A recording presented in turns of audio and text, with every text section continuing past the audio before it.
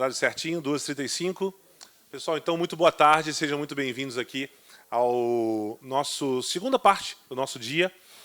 Dia 30 de janeiro, né, o Museu da Manhã está sediando esse workshop mundial do Programa de Aceleração Regional do MIT, né, o RIP do MIT. Este evento reúne os mais renomados professores de empreendedorismo e inovação das melhores universidades do mundo, além de autoridades e representantes do ecossistema empreendedor carioca. Juntos, vamos construir o futuro Vale do Silício da energia e sustentabilidade no Rio de Janeiro. Participe com a gente. Vamos fazer, então, agora essa segunda parte do nosso encontro, agora da parte da tarde. Já estão aqui, vou pedir gentilmente que venham até aqui na frente, nossos convidados. Uma salva de palmas, por favor. Primeiramente, Raquel Fonseca, gerente de monitoramento da Fundação Geo Rio. Uma salva de palmas. Bem-vinda, Raquel. Muito obrigado. Vou chamar também ela que é coordenadora adjunta do MBA em Cidades Inteligentes, Lares da UFRJ, Cláudia Pfeiffer. Tudo bem, Cláudia? Bem-vinda. Pode ficar à vontade aqui. Vou chamar também ele que é diretor de operações do COR, Alexandre Kardeman. Tudo bem, Alexandre? Bem-vindo.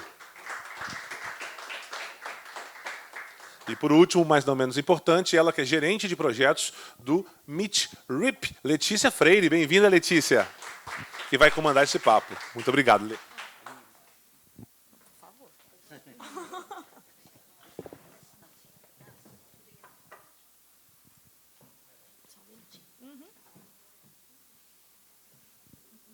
Bom, boa tarde. É bom que a plateia é pequena, todo mundo é amigo. Vão compreender que a minha cola está aqui no meu celular, que não deu tempo de preparar de outro jeito. Para quem não me conhece, eu sou Letícia, eu sou gerente de projeto aqui do MIT RIP. Então, a gente está ajudando a organizar esse evento aí há um tempo. Então, é um prazer estar aqui falando, além de organizando. E eu estou aqui com um painel que, para mim, é um tema que eu adoro, e com pessoas muito queridas que, por conta da minha profissão, da minha trajetória, eu já conheço há um tempo, que é a Cláudia Pfeiffer, que é a coordenadora adjunta do Lares da UFRJ, onde eu fiz o meu MBA em Cidades Inteligentes, completei ano passado, graças a Deus. Tem aqui o Alexandre Kardeman, que é o diretor do COR, com quem eu já trabalhei também em outras oportunidades, porque, além de gerente de projeto do RIP, também trabalhei em algumas edições do Rock in Rio, então tive a oportunidade de trabalhar muito perto do COR. E a Raquel Fonseca, que é quem eu menos conheço até agora, o que não significa que a gente não vá voltar a trabalhar depois, para a gente poder tocar essa conversa. Então, aproveitando aqui no começo, falar com o Kardeman, porque o intuito dessa conversa aqui é mostrar as ferramentas inovadoras disponíveis atualmente no monitoramento da cidade e de que maneira que elas podem ajudar a transformar o Rio numa cidade cada vez mais inteligente e resiliente, e capaz de lidar e antever as situações de risco e injustiça. Então, Kardeman, eu queria que você falasse um pouquinho do modelo Lhasa. Bom, boa tarde a todos. É um prazer estar aqui. A Letícia me falou que não pode apresentação, é para falar, então vamos bater um papo aqui. Primeiro, mostrar o Centro de Operações. O Centro de Operações nasce em dezembro de 2010, a partir de um desastre, no 5 de abril de 2010, tem um desastre na cidade do Rio e no estado do Rio, onde a gente tem muitas vítimas, como Morro do Bumba, Morro dos Prazeres. E, a partir disso, o prefeito Eduardo Paes ele resolve fazer algumas ações para que a mesma coisa não continue. Então, ele compra um radar no Sumaré, ele faz um trabalho com a Geo Rio, que é mapeamento de risco em todas as comunidades. Ele começa a trabalhar com contenção de encostas em várias comunidades do Rio de Janeiro. A gente compra vários sensores, quer dizer, o Alerta Rio, que já é anterior a isso, mas começa a trabalhar também 24 horas. E, com todas essas ações, ele resolve fazer o Centro de Operações Rio e juntar tudo. Começar a monitorar 24 horas, 7 dias da semana. Então, o que ele fala para a gente é: eu preciso de alguém olhando a cidade e o cidadão. E a gente começa com o Centro de Operações, sempre pensando na defesa civil, no começo, e durante o planejamento, durante a construção do centro, do edifício do centro, a gente entende que ele é muito mais do que só cuidar de desastres naturais. A gente começa a cuidar de mobilidade urbana, a gente começa a cuidar de comportamento urbano, a parte de modais, e começa a fazer integração com todos os entes que trabalham na cidade do Rio. Então, a gente leva concessionárias para dentro do centro de operações, a gente leva o Estado, como o Bombeiro, Polícia Militar, Polícia Civil, tem diversos outros órgãos e agências da cidade do Rio, com LURB, conservação, e isso faz com que a gente comece a trabalhar operações integradas, comece a entender os problemas e comece a atuar com mais sucesso. E dentro desse período, né, a gente começa a trabalhar com inovação. Não adiantava só trabalhar operações integradas, só agências trabalhando em processos e procedimentos conjuntos. A gente precisava mais e a gente começa a trabalhar com inovação, começa a trazer toda essa parte de sensorização que vira a internet das coisas, começa a trabalhar com interação com o cidadão e trazer informação que o próprio cidadão traz.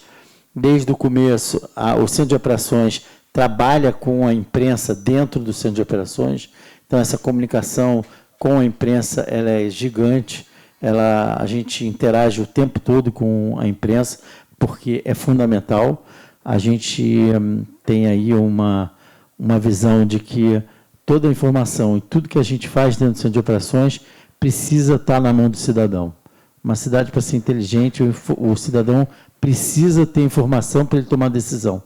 Então, tudo que tem de informação dentro do Centro de Operações, a gente abre, open data, ou está na mão do cidadão a partir de vários canais que a gente tem. Então, a gente tem as redes sociais, Operações Rio, com Instagram, Facebook, Twitter. A gente tem o aplicativo Cor.rio, que seria legal todos baixarem. A gente tem aqui o Léo Linha Direta, que a gente tem o aplicativo Linha Direta, que também dá informação para o Centro de Operações. Então, o Waze também é um parceiro grande do Centro de Operações, e dentro dessas parcerias, dentro dessa inovação, a gente começa a trabalhar com a NASA. Em 2014, 2015, a gente faz um convênio com a NASA, começa a fazer o convênio, em 2016 a gente assina esse convênio, e demora uns 2, 3 anos para a gente fazer essa assinatura lá nos Estados Unidos, porque passa pelo Senado, pela Câmara, e todos essas informações que a gente começou dentro do Centro de Operações e que a gente fez essa inovação, eles são microdados. A NASA nunca tinha trabalhado com microdados. A NASA sempre trabalhou com macrodados, ela sempre trabalhou com pesquisa, com universidades, ela fez sempre parceria com o governo federal, mas ela nunca tinha uma cidade para ela estudar o comportamento local. E como a gente tinha diversos dados, tinha o radar, tinha os pluviômetros, tinha área de risco, a gente provocou a NASA e falou, bom, você não quer estudar esses microdados que a gente tem e transformar isso em uma visão que possa dar uma previsibilidade do que pode acontecer?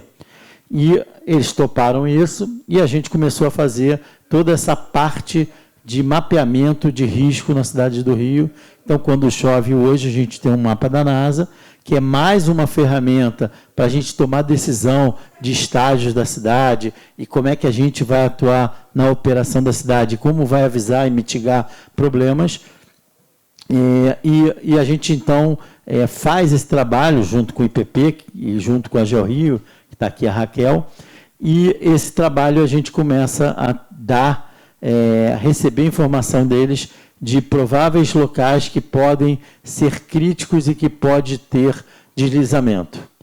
E com isso a gente tem planos de ação com a Defesa Civil, que toca a sirene, que toca, leva para ponto de apoio, e a partir disso a gente faz todo um trabalho de mitigação de problemas. Isso também faz com que a gente consiga atuar melhor. A gente hoje informa via o SMS da Defesa Civil para essa população, toca a sirene, e no aplicativo do Cor a gente também toca o sinal móvel da sirene. A gente tem esse trabalho junto com também a assistência social vai lá trabalhar. Então, isso tudo faz com que a gente integre várias agências. E esse trabalho com a LASA, com a NASA, realmente tem ajudado a gente a ser mais uma ferramenta para tomar decisão. Além disso, a gente está numa segunda etapa com a NASA, que é também estudo de áreas de alagamento. Então, eles estão lendo a altimetria de todos os níveis de rua da cidade. A gente tem vários bolsões que são recorrentes e que estão cadastrados e que a gente já tem isso como dados abertos. E a NASA está pegando isso e entendendo onde são pontos que, com a chuva, com o pluviômetro, com o volume de chuva ou com como a nuvem vem, ela vai calcular e vai tentar antecipar para a gente aonde é uma rua que pode estar, que vai ter alagamento. Com isso, a gente consegue antecipar ações de logística de toda a operação das agências. Então, é mais ou menos isso. A gente tem trabalhado aí muito com a NASA, o PP e a GeoRio, para que a gente possa melhorar e mitigar as ações na cidade do Rio de Janeiro. Bom, obrigada, Cardeman. E, Raquel, você é uma das responsáveis, né, por acompanhar essa parceria da NASA com o IPP, o CORA, a GeoRio. Como é que você acha que esse projeto contribui para a resiliência da cidade? Eu acho que o Cardeman já sintetizou bem, né, sobre o LHASA, né, toda a histórica importância dele. E a Fundação GeoRio ela trabalha com a parte do gerenciamento de risco da cidade, né? Então, o LHASA ele vem para contribuir e muito na questão do gerenciamento de risco, né, da cidade, enfrentar a questão dos deslizamentos na cidade, que é um fato recorrente na nossa cidade, né, com a nossa geografia que a gente tem, com a incidência de ocorrências que a gente sempre tem, então, a gestão da parte de desastres. Então, essa ferramenta, né, que a gente tem, né, trabalhado mês a mês, sempre nos reunindo com... A gente tem uma reunião mensal com o pessoal da NASA, sempre pensando como contribuir mais com essa ferramenta. Então, hoje ela está indo já para a versão 2.0, ela já foi da 1 a 1.1, 1.2, já estamos aprimorando essa ferramenta. Então, ela vem nesse tocante de tratar essa gestão de desastres na cidade. Porque hoje a gente só tem na cidade mapeado, na questão de área de risco, só uma parte da cidade, na questão do maciço da Tijuca, que a gente tem mapeado. A outra parte da cidade a gente não tem. Então, o LHASA ele veio como essa ferramenta que a gente possa emitir avisos de perigo para a cidade toda. Então, isso é um grande ganho que nós tivemos, de poder enxergar a cidade toda na questão do perigo de deslizamentos. Então, grande avanço nesse sentido, e a gente está aprimorando, como o Cardeman falou, mês a mês, né? A gente sempre tem essas reuniões técnicas para pensar como que a gente pode aprimorar. Agora, a gente está tentando avançar no sentido do aviso à população, da questão de como avisarmos a população em relação a esses avisos, como nós vamos trabalhar nesse sentido, mas ele é importantíssimo na questão da resiliência da cidade, já que o tocante de deslizamento é algo tão recorrente e tão importante que precisa ser cada vez mais trabalhado. Tá ótimo. E, Cláudia, se a gente tivesse que associar esse modelo LHASA, né, com outras iniciativas e parcerias com relação ao conceito de cidades inteligentes, como é que você acha que a gente podia fazer essa correlação?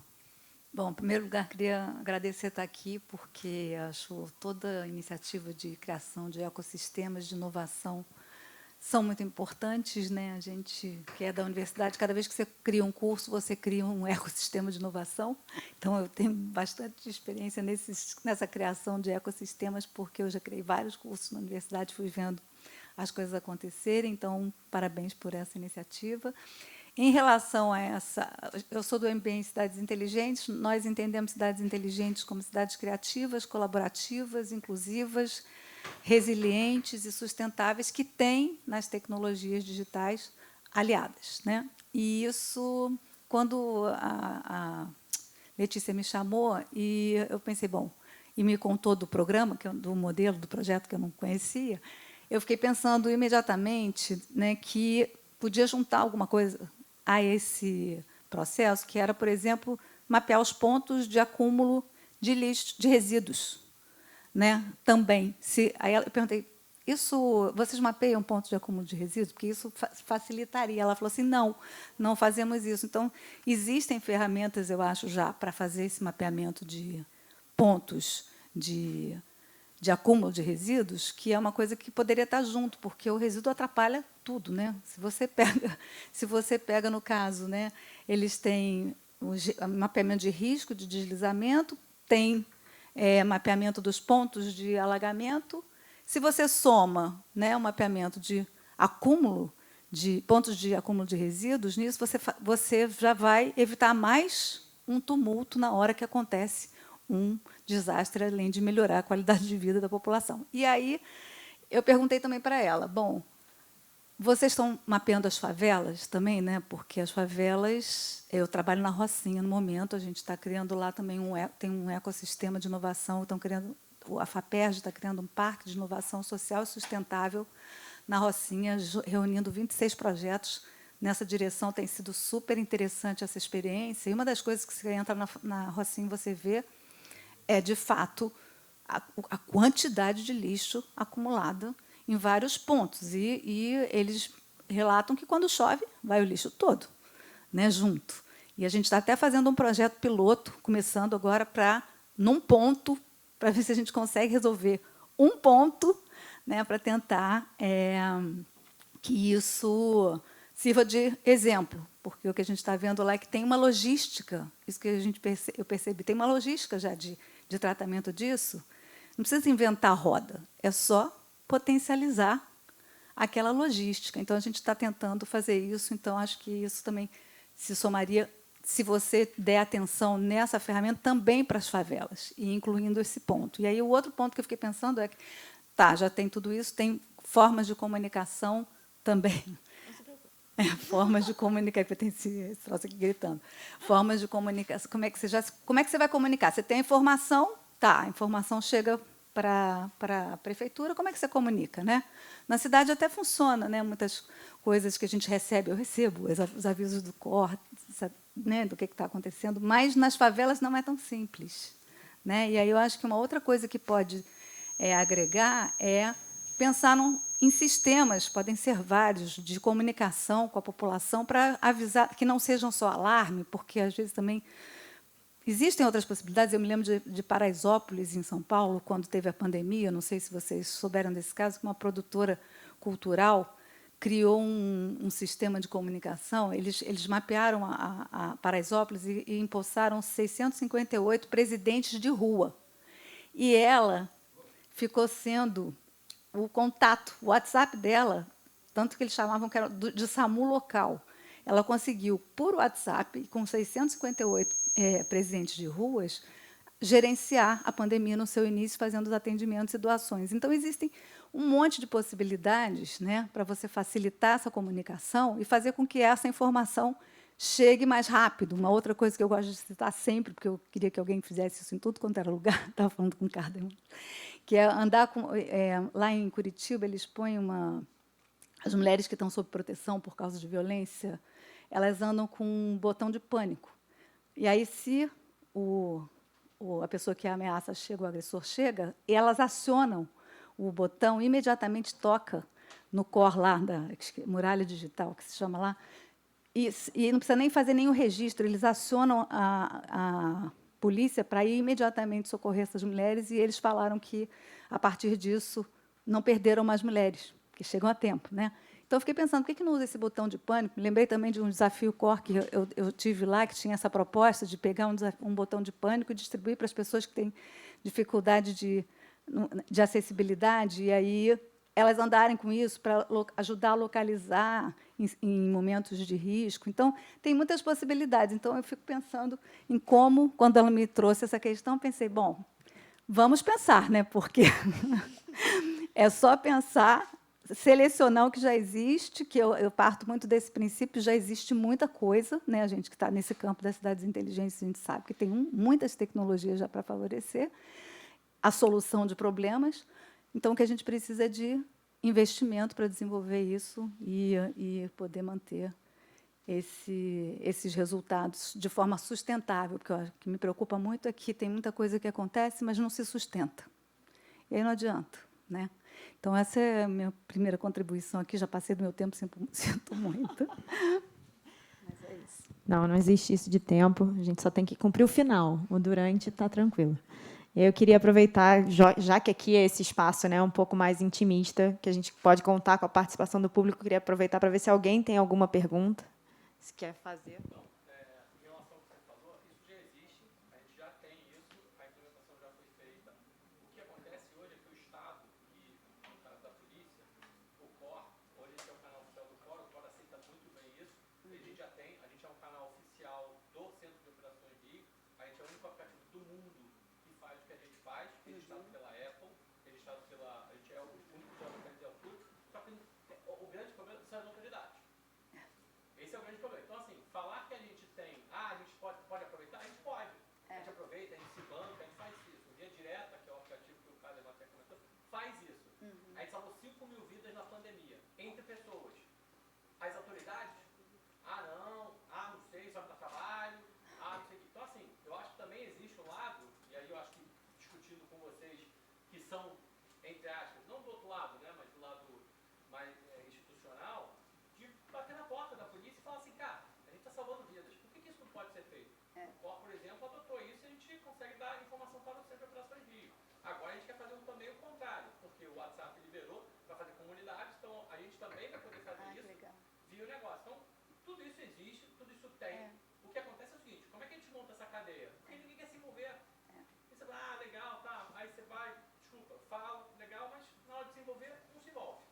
Entendeu? Assim, não, fala você. Aí o outro não se envolve. Aí fica sempre assim. Aí ninguém faz nada. Sabe, mas posso falar? Por favor. Não, eu acho isso importante, mas eu acho que uma maneira de fazer é realmente a população pressionar nesse sentido. Por exemplo, ou a gente encontrar formas. Agora a gente está lá na Rocinha, como é que a gente vai resolver? Tem um monte de demandas. A gente fez um diagnóstico, né, fez um curso de empreendedorismo e tem um monte de demandas que surgiram lá. E aí, é lógico, a gente tem que encaminhar essas demandas a quem de direito. E uma forma que a gente está fazendo é fazendo um hackathon, um desafio, tipo desafio COR, com vários desafios, tem 8 desafios, para a população local e quem quiser contribuir para resolver qualquer daquelas demandas, participar com soluções, porque isso é uma maneira de você levar essa reflexão. Vamos, Léo, senão depois tu conversa com ela. Não, deixa. Eu acho assim, uma coisa que eu acho que é importante a gente falar, que é cultura de prevenção. A gente bota várias soluções, mas a gente precisa que a população tenha cultura de prevenção. Não adianta a gente tocar sirene, não adianta a gente avisar SMS e as pessoas continuarem achando que não vai acontecer nada com ela. Então, a gente tem trabalhado isso, tem trabalhado em cultura de prevenção, a gente tem feito esses hackathons ou desafios para a inovação, a gente tem trabalhado com as escolas, a gente entende que a educação e as crianças que estão surgindo, elas são a próxima geração que tem que vir com cultura de prevenção contra risco. A gente está com mudança climática, o mundo está mudando, vários lugares que nunca aconteceram nada estão acontecendo, vão acontecer desastres, isso não é inerente, a gente vai ter desastre no Rio de Janeiro, vai ter desastre no Estado, então é fundamental que a gente trabalhe com cultura de prevenção. Então, esse é um trabalho que a gente tem feito com os desafios COR. O próximo desafio é fazer um joguinho do Centro de Operações para que as crianças entendam a linguagem dela. A gente vai ter o próximo com as comunidades, que a gente entende também que nas comunidades são onde tem muito risco e cada vez mais, porque o crescimento urbano é desordenado. Você tinha um risco que era uma casa numa comunidade. Hoje você tem essa mesma casa está com 3, 4 andares. Então o risco é 3, 4 vezes maior. E aí os desastres acontecem e aí depois a gente vai chorar. Então a gente está trabalhando essa parte muito de educação, prevenção, a cultura de prevenção e nosso último desafio que vai ser no final do ano, a gente está também tentando trabalhar em metaverso, que é uma cultura que os jogos e as crianças e os adolescentes têm trabalhado. Então, essa é a ideia de fazer cultura de prevenção com a educação e com a nova geração. Deixa eu passar aqui. Acho que, conjunto a isso, Carmen, a Defesa Civil faz muito a questão da cultura de prevenção de desastres, né? E isso a próprias universidades também tem uma grande linha lá na UFRJ, que também faz isso. E eu acho que aliar isso tudo, né? A universidade, a operação, tá? Para trabalhar. E isso é gestão de desastres. E acho que a cidade do Rio ela tem avançado muito nessa questão, em conjunto com os avanços tecnológicos, né, que o LHASA vem trazendo esse avanço. E, como o Carlos falou, não adianta só a gente avançar tecnologicamente se a gente não falar com a população. E aí, só para registrar, eu trabalho em favela há muito tempo e eu acho que é muito interessante o que aconteceu nas favelas do Rio, pelo menos aqui na Zona Sul, que houve uma mudança significativa, que hoje tem muitas pessoas, muitos jovens com nível superior, atuando nas favelas, se dedicando também a promover mudanças. Eu acho que hoje a gente tem que mobilizar esse público de pessoal de nível superior das favelas que não está sendo mobilizado, o potencial está sendo desperdiçado, e a gente tem que se somar a eles, porque são pessoas, primeiro porque a favela é inovação pura, né? Porque vive o tempo todo criando alternativa para sobreviver.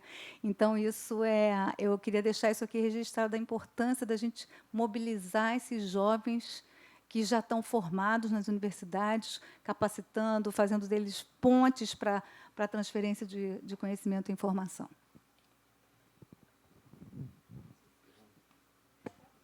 Trabalho no COR há mais ou menos 6 meses, e alguns dos momentos mais emocionantes e significativos que eu vivi lá foi justamente com as visitas de moradores de comunidade, educadores na Defesa Civil.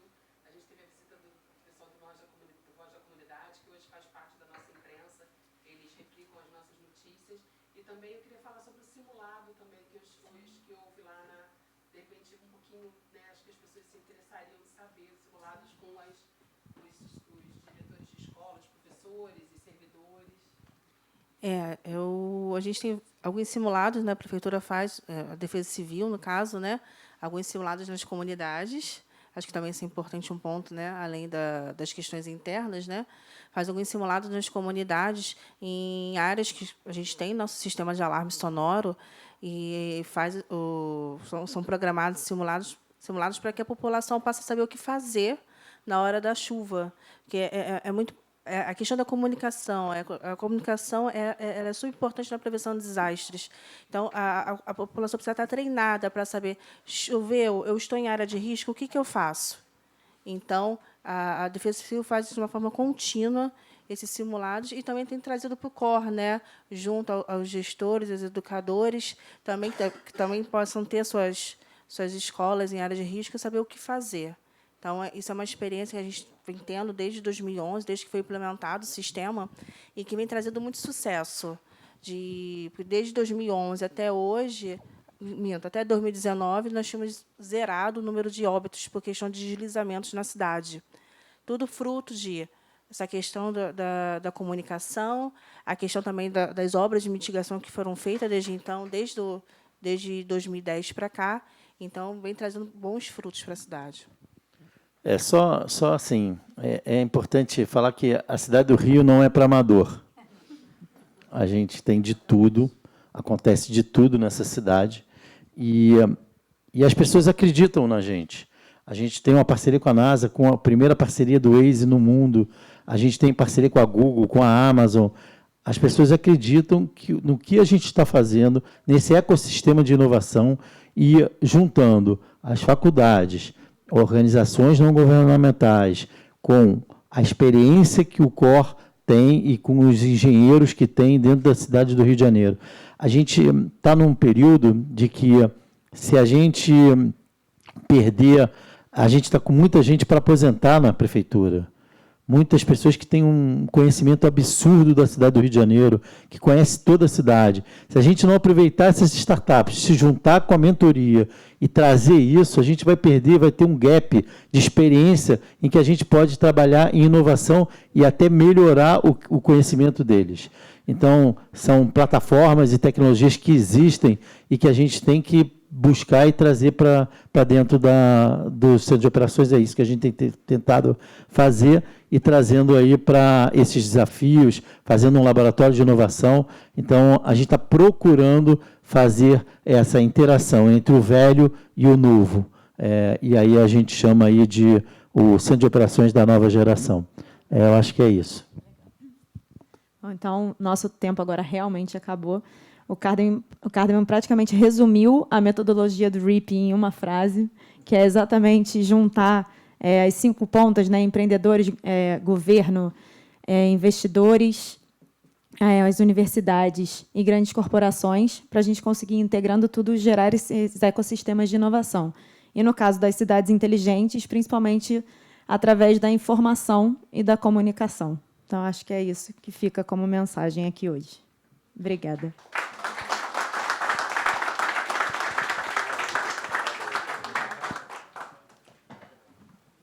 Vamos só fazer aqui a foto oficial aqui, né? A fotinha com todo mundo junto aqui. Parabéns pelo nosso mediador.